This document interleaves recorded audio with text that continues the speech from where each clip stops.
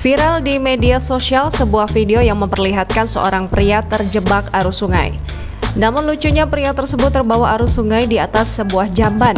Diketahui kejadian unik sekaligus lucu ini terjadi di Sungai Martapura, Desa Tunggul Irang, Kabupaten Banjar, Kalimantan Selatan pada Sabtu 26 Maret 2022 kemarin.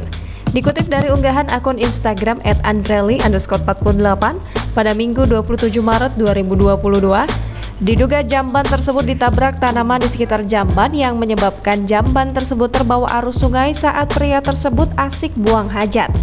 Tampak pria yang memakai baju merah itu celingak-celinguk di atas jamban. Ia tampak pasrah dengan kejadian yang menimpanya itu. Terdengar juga dalam unggahan video itu, si perekam video tertawa geli melihat kejadian tersebut.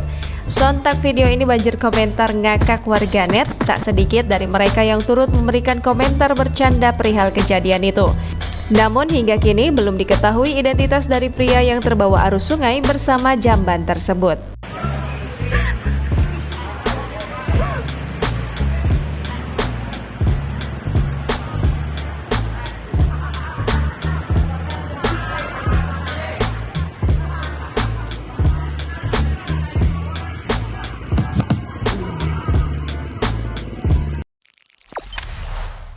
Jangan lupa subscribe, share, komen, dan like ya!